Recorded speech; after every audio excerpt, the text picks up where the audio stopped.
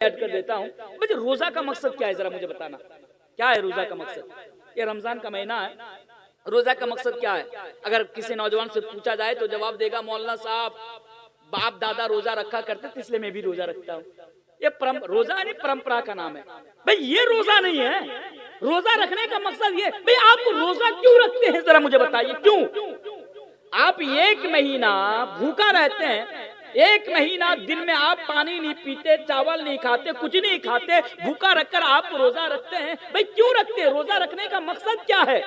روزہ رکھنے کا مقصد ہے اللہ تبارک و تعالیٰ قرآن کریم کے اندر بیان فرماتا ہے یا ایھا الذین آمنوا کتب علیکم الصیام کما کتب علی الذین من قبلکم لعلکم تتقون.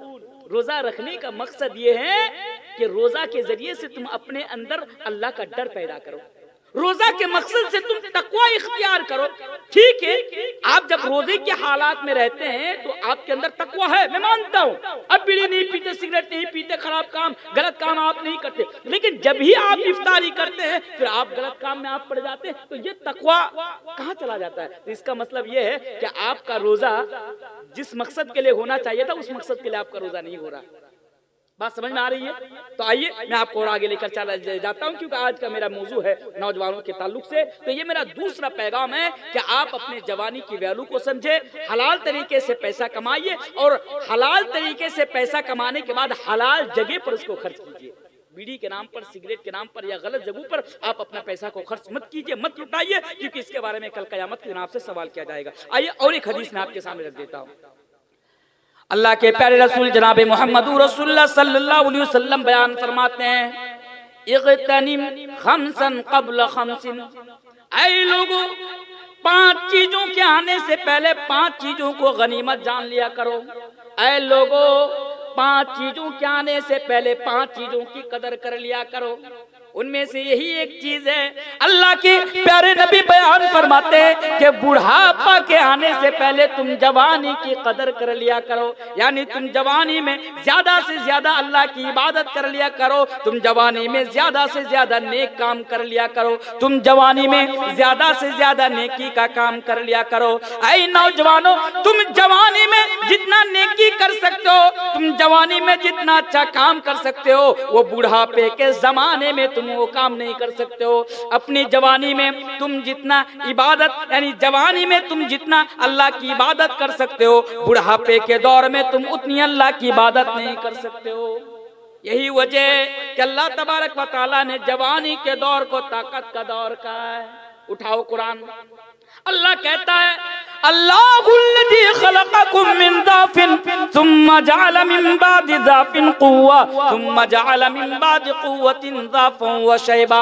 او لوگو, اللہ بھی جوانی کے دور کو طاقت کا دور کہہ رہا ہے کہ اے جوانو, تم جوانی میں زیادہ سے زیادہ اللہ کی عبادت کر لیا کرو. زیادہ سے زیادہ اللہ کی عبادت تم جوانی میں کر لیا کرو. تو پہلا دوسرا پیغام جوانی کی ویلو کو سمجھو. اب آئیے تیسرا پیغام.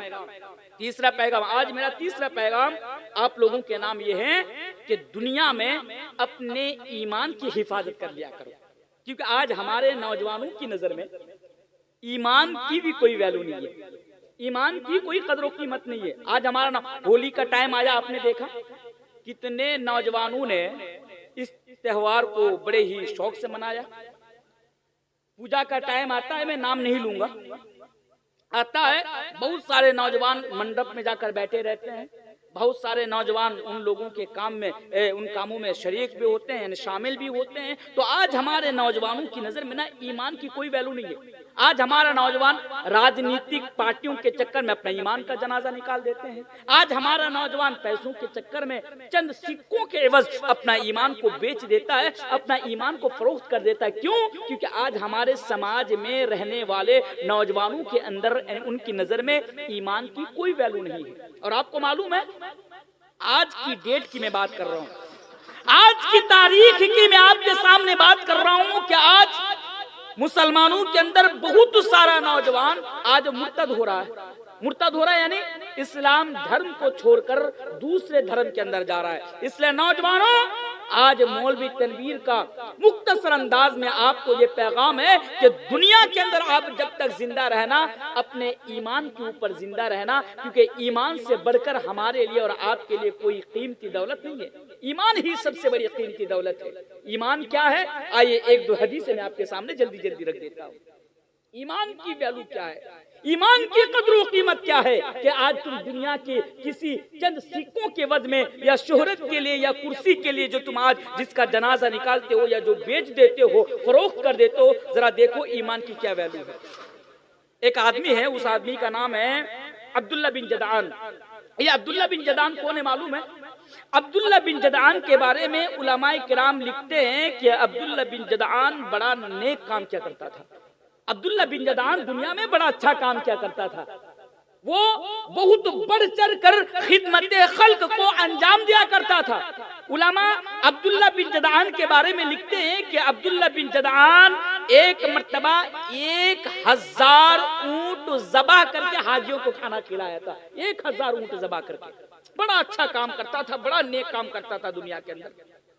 جب اس کی موت ہو جاتی ہے، ان کے بارے میں حضرت عائشہ رضی اللہ تعالی عنہا جو نبی کریم جناب محمد رسول اللہ صلی اللہ علیہ وسلم کی پیاری بیوی ہے، نبی کریم صلی اللہ علیہ وسلم سے سوال کرتی ہے، یا رسول اللہ، یا اللہ کے رسول، آپ بتائیے کہ عبداللہ بن جدعان جنت کے اندر جائے گا یا جہنم کے اندر جائے گا؟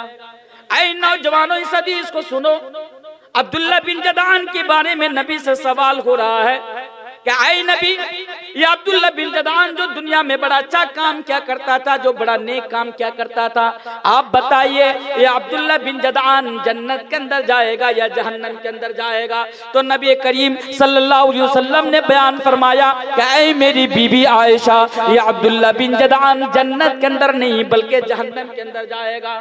او لوگوں ذرا دیکھو تو صحیح کہ ایک آدمی جو حاجیوں کے لیے 1000 اونٹ ذبح کر کے کھانا کھلائے، یا عبداللہ بن جدعان جو یعنی غلاموں کو آزاد کرے، یا عبداللہ بن جدعان جو یتیموں کو کھانا کھلایا کرے، غریبوں کو کھانا کھلایا کرے، یا عبداللہ بن جدعان جو اتنا نیک کام کیا کرتا تھا، اس کے باوجود بھی نبی کریم جناب محمد رسول اللہ صلی اللہ علیہ وسلم فرماتے ہیں یہ عبداللہ بن جدعان جنت کے اندر نہیں بلکہ جہنم کے اندر جائے گا، جہنم کے اندر جائے گا۔ پوچھا گیا کیوں؟ اللہ کے نبی نے بیان فرمایا، اے میری بی بی عائشہ، مجھے معلوم ہے عبداللہ بن جدعان تو دنیا میں بڑا نیک کام کیا کرتا تھا، لیکن دنیا میں اس کے پاس ایمان نہیں تھا، دنیا میں اس کے پاس ایمان کی دولت نہیں تھی، اور ایمان نہ رہنے کی وجہ سے یہ کل قیامت کے روز جنت کے اندر نہیں بلکہ جہنم کے اندر جائے گا۔ اور نوجوانوں، آج جو یہ ایمان جس کی کوئی قدر تمہاری نظر میں نہیں ہے، کوئی ویلو تمہاری نظر میں نہیں ہے، اے نوجوانوں اس ایمان کی ویلو کو سمجھو، یہی ایمان ہماری اور آپ کے لیے سب سے بڑی قیمتی دولت ہے۔ اللہ تبارک و تعالی قرآن کریم کے اندر بیان فرماتا ہے، ان الذین کفروا وماتوا وهم کفار فلن يقبل من احدهم ملء الارض ذهبا۔ کل قیامت کے روز اگر کسی آدمی کے پاس ایمان نہیں رہے گا اور اللہ تبارک و تعالیٰ سے کہے گا کہ اللہ میرے پاس زمین بھر کر جو سونا ہے تو یہ سونا لے لے، مجھے جہنم کے عذاب سے بچا لے، مجھے جہنم سے بچا لے، تو اللہ تبارک و تعالیٰ کل قیامت کے روز نہ تو آپ کا سونا قبول کرے گا، نہ آپ کی زمین و جائیداد کو قبول کرے گا، نہ آپ کی پراپرٹی کو قبول کرے گا۔ کل قیامت کے روز اگر کوئی چیز قبول کی جائے گی تو آپ کا ایمان ہوگا۔ اس لیے آپ ایمان کی ویلو کو سمجھے۔ ایمان کی ویلو کیا ہے معلوم ہے؟ اگر ایمان کی ویلو کو سمجھنا ہونا تو کبھی صحابہ کرام کی زندگی اٹھا کر پڑھ لینا۔ اے نوجوانوں، اگر ایمان کی ویلو کو سمجھنا ہو اور میری مائیں اور بہنیں آج جو محبت کے لیے اور بھالو باسا اور پیار کے لیے، عشق کے لیے آج آپ اسلام دھرم کو چھوڑ کر کسی اور دھرم کے اندر چلی جاتی ہیں، آپ مرتد ہو جاتی ہے، آپ بھی ذرا غور کرنا کہ ایمان کی ویلو کیا ہے۔ اگر آپ اس کو سمجھنا چاہتے ہیں کبھی صحابہ کرام کیا آپ زندگی اٹھا کر پڑھ لینا، آپ لوگوں کو معلوم چل جائے گا کہ ایمان کسے کہتے ہیں۔ حضرت بلال کی زندگی کا آپ نے کبھی اٹھا کر پڑھا؟ آپ کو کبھی توفیق ہوئی حضرت بلال کی زندگی اٹھا کر پڑھنے کی، وہی حضرت بلال مدینے کی گلیوں میں، مدینے کی یعنی گلیوں میں اس کو اونٹ کے پیچھے باندھ کر اس کو گھمایا گیا۔ حضرت بلال کے سینے پر بھاری پتھر رکھ کر یعنی تپتی ہوئی ریت پر اس کو لیٹا کر اس کے سینے کے اوپر بھاری پتھر رکھ دیا گیا۔ حضرت بلال حبشی کو مارا گیا، حضرت بلال حبشی کو تکلیفیں دی گئی، اور حضرت بلال حبشی سے کہا گیا کہ اے بلال تم اپنے ایمان کے ساتھ سودا کر لو، پر حضرت بلال نے اپنے ایمان کے ساتھ سودا نہیں کیا تھا۔ کیوں نہیں کیا تھا؟ کیونکہ حضرت بلال اپنے ایمان کی ویلو کو سمجھتے تھے۔ آج ہماری مائیں بہنیں جن کی نظر میں بھی ایمان کی کوئی ویلو نہیں ہے، ذرا حضرت سمیہ کی زندگی اٹھا کر پڑھ لینا۔ وہ سمیہ کہ جوان بیٹا کے سامنے سمیہ کو برہنہ کر دیا گیا، اس کے جسم سے کپڑا نکال دیا گیا، حضرت سمیہ کو کوڑوں سے وار کیا گیا، مارا گیا، زد و کوب کیا گیا۔ سمیہ سے کہا اے سمیہ تمہارے پاس ابھی بھی وقت ہے، تم اپنے ایمان کے ساتھ سودا کر لو، تمہیں چھوڑ دوں گا۔ حضرت سمیہ کہتی ہے اے مکہ کے کافروں، اے مکہ کے مشرکوں، سنو تم لوگوں کو جتنی سزا دینی ہو دے لو، پر سمیہ دنیا کے اندر جب تک زندہ رہے گی اپنے ایمان کے ساتھ زندہ رہے گی۔ دیکھو ذرا حضرت سمیہ کو، حضرت سمیہ کے یعنی ان کی شرمگاہ پر، ان کی پرائیویٹ پارٹ پر حملہ کیا جاتا ہے، وار کیا جاتا ہے۔ حضرت سمیہ کی ایک ٹانگ کو اونٹ کے ایک پیر کے ساتھ، دوسری ٹانگ کو اونٹ کے دوسرے پیر کے ساتھ باندھ دیے جاتے ہیں۔ حضرت سمیہ رضی اللہ تعالیٰ عنہا کو بیچ سے چیر دیا جاتا ہے، پھاڑ دیا جاتا ہے، پر حضرت سمیہ اپنے ایمان کے اوپر ثابت قدم رہتی ہے۔ حضرت سمیہ اپنے ایمان کے ساتھ سودا نہیں کرتی ہے، کیونکہ حضرت سمیہ جانتی ہے کہ ایمان ہی میرے لیے سب سے قیمتی دولت ہے۔ اگر میں نے اس دولت کے ساتھ، ایمان کے ساتھ اگر میں نے دنیا میں اگر میں نے سودا کر لیا تو کل قیامت کے دن مجھے جہنم کی آگ میں مجھے جلنا پڑے گی۔ اس لیے میرے بھائی حضرت سمیہ شہید ہو جاتی ہے، اپنی جان کی قربانی دے دیتی ہے، پر حضرت سمیہ اپنے ایمان کے ساتھ سودا نہیں کرتی ہے۔ اس لیے ضرورت ہے کہ دنیا کے اندر جب تک زندہ رہنا اپنے ایمان کے اوپر زندہ رہنا۔ آج کچھ لوگ کہتے ہیں، میں نام نہیں لوں گا، اس لیے بھی میں نام نہیں لوں گا کیونکہ میری بات ریکارڈ ہو رہی ہے، اور آپ لوگوں کو معلوم ہوگا کہ آج اے بی پی نیوز، آج تک جو بڑے بڑے نیوز چینل ہیں وہ لوگ میرے پیچھے یعنی اس حساب سے پڑے ہیں جس طرح ایک کتا ہڈی کے پیچھے پڑا رہتا ہے، آج یہ بڑے بڑے نیوز چینل والے میرے پیچھے پڑے ہیں۔ آپ جائیے دیکھیں تو صحیح کہ میرے خلاف آج وہ لوگ کیا نیوز چلا رہے ہیں۔ اس لیے میں زیادہ کچھ نہیں بولوں گا، لیکن ہاں آج میں ان لوگوں کی بات آپ کے سامنے کہہ کر جا رہا ہوں۔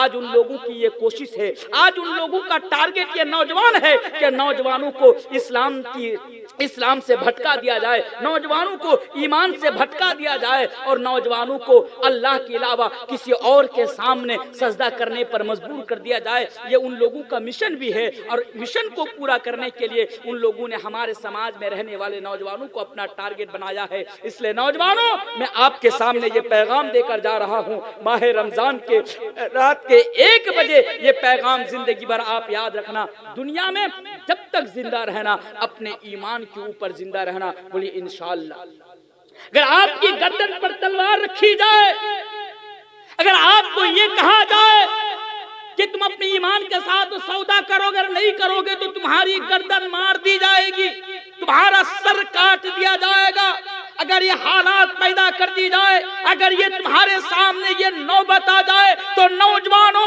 اپنے گردن کو کٹا لینا، اپنے سر کو کٹا لینا، پر اپنے ایمان کے ساتھ سودا نہ کرنا۔ بولے انشاءاللہ۔ انشاءاللہ ایمان سے بڑھ کر کوئی دولت نہیں، اس لیے ایمان کی ویلو کو سمجھیے اور مرتے دم تک ایمان کے اوپر ثابت قدم رہیے۔ آئیے اور ایک حدیث میں آپ کے سامنے بڑھ کر تیسرے پیغام کے اوپر میں آپ کو لے کر آ جاؤں گا انشاءاللہ۔ اللہ کے پیارے رسول، دیکھیں ایمان کی ویلو کیا ہے، اس واقعہ سے آپ اندازہ لگا سکتے ہیں۔ اللہ کے پیارے رسول جناب محمد رسول اللہ صلی اللہ علیہ وسلم جب معراج پر جاتے ہیں تو ایک اعلیٰ خوشبو کی مہک نبی کو یعنی احساس ہوتی ہے، یعنی محسوس ہوتی ہے۔ اللہ کے پیارے نبی حضرت جبریل علیہ السلام سے پوچھتے ہیں کہ جبریل یہ کیسی خوشبو ہے؟ تو حضرت جبریل علیہ السلام جواب دیتے ہیں کہ اللہ کے رسول یہ فرعون کے گھر میں جو نوکرانی تھی، فرعون کے گھر میں جو کام کرنے والی تھی، اس عورت کی اور اس کے بچوں کی خوشبو ہے۔ اللہ کے نبی نے پوچھا کہ جبریل ان لوگوں نے، اس عورت نے دنیا کے اندر وہ کون سا کارنامہ انجام دیا کہ جس کی وجہ سے جنت کے اندر سے اتنی بہترین خوشبو آ رہی ہے؟ معلوم ہے تب حضرت جبریل علیہ السلام نے بتایا تھا، بالکل صحیح حدیث ہے، اس حدیث کو امام مسند احمد کے اندر لے کر آتے ہیں اور حدیث کو علامہ البانی رحمت اللہ علیہ صحیح قرار دیتے ہیں۔